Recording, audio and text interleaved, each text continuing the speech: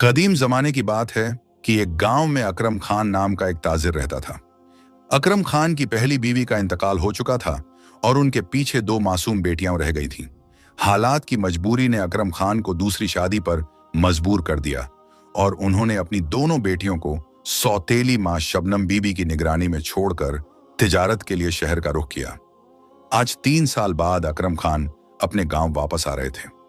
घर के अंदर सौतेली मां शबनम बीबी ने दोनों बच्चियों फातिमा और मरियम को अपने सामने बुलाया और सख्त लहजे में कहा, सुन लो, तुम दोनों मेरी बात ध्यान से सुन लो। आज तुम्हारे अब्बा जान घर तशरीफ ला रहे हैं और उनकी आड़ से पहले घर के तमाम काम मुकम्मल होने चाहिए। समझ गई बात? अगर कोई काम अधूरा रहा तो फिर देख लेना, बाद में मुझसे शिकायत मत करना। जानती हो ना मेरी तबीयत, जब मुझे गुस्सा आता है तो किसी की नहीं सुनती। दोनों बहनों ने खौफजदा होकर सर झुका दिया। बड़ी बेटी फातिमा ने हिम्मत करके कहा, जी ठीक है, हम दोनों मिलकर सारे काम निपटा देंगी। बस एक गुजारिश है, आज हमें मत मारना और खाने को भी कुछ दे दो। कल से हम दोनों ने बस सूखी रोटी खाई है। शबनम बीबी ने आंखें दिखाकर कहा, आज शाम को खाना मिल जाएगा, मगर याद रखना ये सब बातें अपने अब्बा जान को मत बताना, वरना एक दिन भी इस घर में नहीं रहने दूंगी। इतने में बाहर से आवाज आई। शबनम बीबी फौरन बाहर दौड़ी। अकरम खान 3 साल बाद घर वापस आए थे।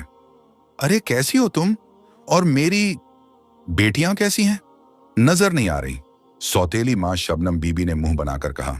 तौबा है जी, आते ही अपनी बेटियों की याद आ गई आपको। मेरी तो जरा भी परवाह नहीं हुई आपको। मैं तो दिन रात घर के काम करके इस घर की नौकरानी बन गई हूं। एक शौहर था इस घर में मेरा, वो भी आते ही अपनी बेटियों का हाल पूछने लगा मुझसे। मेरा तो हाल बुरा हो गया है, आपकी बेटियों को क्या होना है? अकरम खान ने तसल्ली देते हुए कहा, अरे नहीं नहीं, ऐसी बातें क्यों सोच रही हो? घर में वो दोनों भी हैं तो उनके बारे में पूछना तो बनता है ना। शबनम बीबी बोली, हाँ सब जानती हूं। अच्छा रहने दो, आपकी बेटियां तो सारा दिन खेलने निकल जाती हैं और जुबान तो तौबा तौबा। आपकी बड़ी बेटी फातिमा तो मुझे बात तक नहीं करने देती। तौबा तौबा, इतनी लंबी जुबान है उसकी और इतनी बदतमीजी, क्या ही बताऊं। ये सुनकर अकरम खान की पेशानी पर शिकन पड़ गई। क्या कहा तुमने? मेरी बेटियां बदतमीज हो रही हैं? कहां से सीखा ये सब? किसने इतना सर चढ़ा दिया? घर में क्या चल रहा है? आज ही पूछूंगा मैं उनसे, जो जवाब देना होगा देकर ही जाएंगी। मैं ऐसे चाल चलन बर्दाश्त नहीं करूंगा। शबनम बीबी ने जवाब दिया, हाँ जी, आप खुद पूछ लेना उनसे। मैं तो कुछ भी पूछती हूं तो झूठ बोल देती हैं।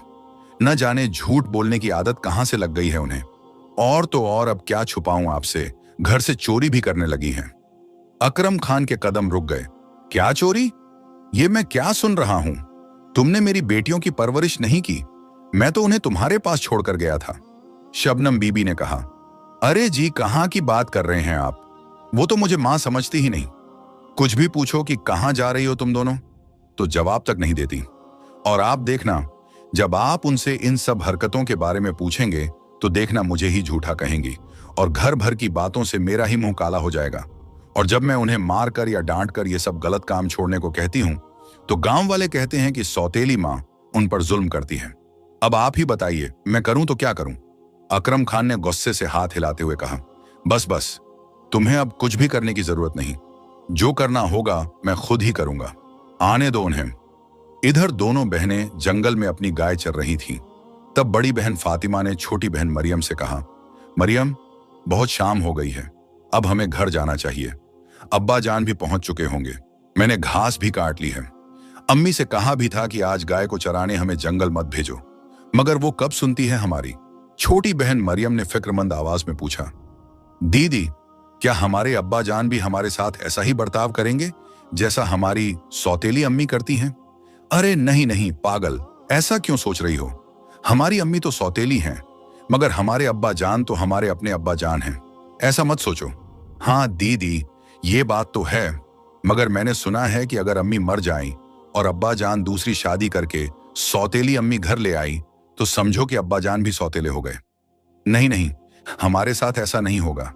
यकीन करो, आज हमारे अब्बा जान हमें देखकर बहुत खुश होंगे, तुम देख लेना। मगर सच तो यह था कि छोटी बहन मरियम बड़ी बहन से ज्यादा समझदार और ज़हीन थी। दोनों अपनी गाय लेकर अब घर की तरफ निकल पड़े। घर पर अकरम खान बेचैनी से चल फिर रहे थे। आने दो दोनों को, मैं खुद जाकर उनके कान खींच कर लाऊंगा। कहाँ मुंह काला करके घूम रही हैं। वो दोनों इस वक्त तक घर नहीं पहुंची। हद हो गई। बिल्कुल, आने दो। आज मैं एक एक बात साफ कर दूंगा। आज मेरा आखिरी फैसला है। अब बस ये तमाशा या लापरवाही इस घर में जरा भी नहीं चलेगी, बिल्कुल भी नहीं। इतने में दोनों बहनें गाय लेकर घर पहुंची। अकरम खान ने उन्हें देखकर गुस्से में पूछा, कहाँ थीं तुम दोनों? 3 साल बाद मैं आज इस घर में कदम रखता हूं और यहां आकर देखता हूं कि तुम दोनों घर पर ही नहीं। यही तहजीब सिखाकर रखी है। बाप लौट आया है और तुम्हें खबर तक नहीं। आज तो हद हो गई। अब आते ही तुम्हारी सारी हरकतों का हिसाब लेना पड़ेगा। बड़ी बेटी फातिमा ने डरते डरते कहा, अब्बा जान, हम तो अम्मी के कहने पर ही गाय को चरने जंगल गए थे, वरना हम कभी भी घर के बाहर नहीं जाते। फिर अम्मी ने आपको ये बात क्यों नहीं बताई? शबनम बीबी फौरन बोली, तौबा तौबा, कितनी झूठी हैं ये लड़कियां।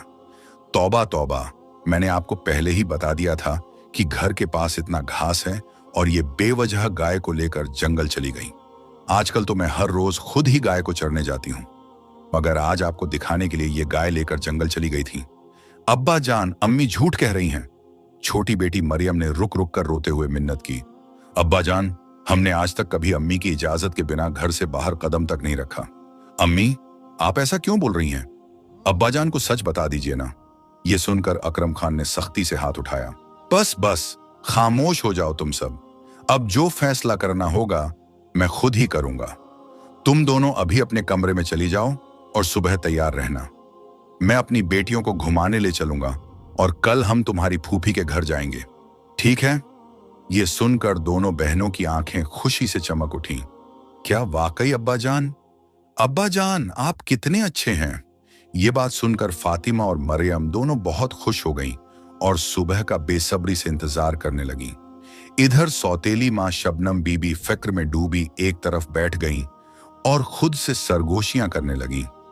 लगता है मेरे शौहर को मुझ पर शक हो गया है। ऊपर से ये मच्छर भी कुछ सोचने नहीं दे रहे।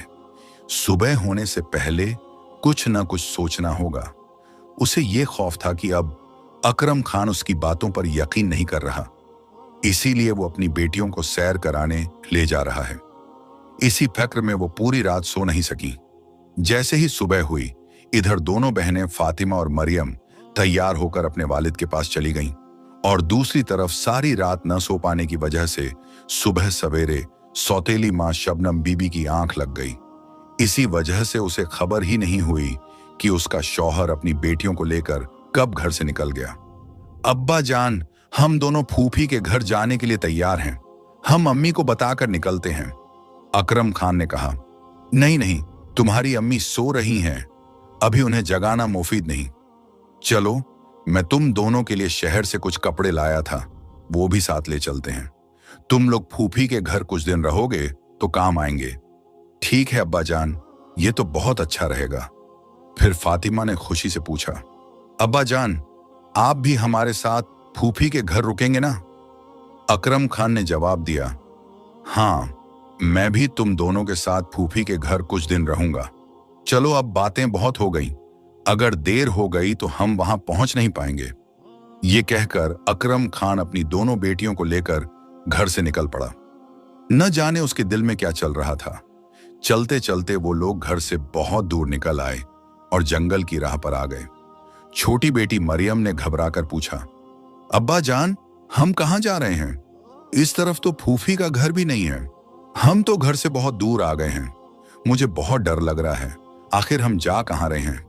अकरम खान ने कहा, जब तुम्हारा बाप तुम्हारे साथ है तो डरने की क्या बात है? तुम दोनों जरा रुको।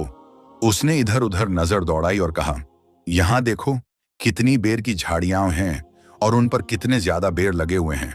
मेरी बेटियों, मैं बहुत थक गया हूं। मैं यहां बैठता हूं। तुम दोनों मेरे लिए बेर तोड़ कर ले आओ। जब तक मैं खुद न बुलाऊं, तुम बेर चुनती रहना, ठीक है? छोटी बेटी मरियम ने खदशे से कहा, लेकिन अब्बा जान, शाम होने को है। अगर हम यहां और रुक गए तो रात हो जाएगी और हम जंगल में भटक जाएंगे। अकरम खान ने कहा, नहीं नहीं, हम बस पहुंचने ही वाले हैं। थोड़ा सा वक्त और लगेगा। तुम दोनों जाकर बेर चुनो। मैं इस पेड़ के नीचे बैठकर तुम्हारा इंतजार करता हूं। जब मैं तुम्हें बुलाऊं तो फौरन आ जाना। अपने वालिद की बात मानकर दोनों बहनें बेड़ चुनती चुनती आगे बढ़ गईं। मरियम को दिल ही दिल में कुछ शक हो रहा था, मगर अब्बा जान के कहने पर वह खामोश रही। इधर दूसरी तरफ अकरम खान ने बेटियों के जाते ही अपने हाथ में पकड़ी हुई लकड़ी जमीन में गाड़ दी और अपनी टोपी उतारकर उस पर रख दी। फिर वह इधर उधर देखने लगा। अचानक उसकी नजर एक बंदर पर पड़ी। अरे अरे, ये तो बड़ा जबरदस्त तरीका है। अब यही बंदर मेरा काम करेगा, मगर उसे जरा लालच देना पड़ेगा। हाँ, बंदर का पसंदीदा खाना केला यही काम आएगा।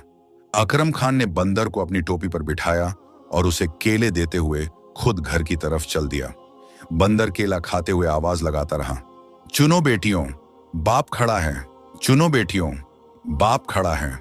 बड़ी बहन फातिमा ने कहा, देखो मरियम, अब्बा जान की आवाज आ रही है। वह हमें और बेर चुनने को कह रहे हैं। चलो, जब तक वह कह रहे हैं हम चुनती रहती हैं। दोनों बहनें काफी देर तक बेर चुनती रहीं और इधर बंदर भी आवाज लगाता रहा। जब बंदर ने आखिरी केला खा लिया तो एक केले का छिलका नीचे गिर गया और बंदर एकदम खामोश हो गया। अब दोनों बहनों ने महसूस किया कि अब्बा जान की आवाज आना बंद हो गई है। मरियम ने घबरा कर कहा, फातिमा आपा, अब्बा जान की आवाज नहीं आ रही। लगता है वह हमें वापस बुलाना चाहते हैं। बहुत देर हो गई है, अब तो रात होने को है। दोनों बहनें दौड़ती हुई उस जगह पहुंची जहां पेड़ के नीचे उनके वालिद बैठे थे, मगर वहां अपने वालिद की जगह एक बंदर को बैठा देखा। ये मंजर देखकर दोनों को सब कुछ समझ आ गया। मरियम की आंखों से आंसू बहने लगे। फातिमा आपा, आप सच कहती थीं। हमारे अब्बा जान हमें इतनी दूर जंगल में छोड़ने ही आए थे और वो हमें छोड़कर चले गए। अब हम क्या करें, कहां जाएं? फातिमा ने हिम्मत बांधते हुए कहा, मुझे तो पहले ही शक था, मगर अब रोने से कुछ नहीं होगा। अब हमें अपनी मदद खुद करनी होगी। आओ, आज रात गुजारने के लिए कोई ठिकाना तलाश करते हैं। कोई शहजादा हमें महल में लेकर जाने नहीं आएगा। चलते चलते दोनों बहनें एक झोंपड़ी के पास पहुंची। फातिमा ने हैरत से कहा, मरियम, यहां तो चूल्हा भी है। लगता है यहां कोई रहता है। अंदर चलकर देख लेते हैं। मरियम ने डर से कहा, ऐसे ही अंदर जाना ठीक नहीं, कहीं किसी और मुसीबत में न फंस जाए। मगर अगर हम सारी रात इस घने जंगल में रहें तो जंगली जानवर हमें नुकसान भी पहुंचा सकते हैं। आखिरकार हिम्मत करके दोनों अंदर दाखिल हो गईं। झोंपड़ी खाली थी। ये देखकर वे मुतमईन हो गईं और वहीं रात गुजारने लगीं। यूं वक्त गुजरता गया।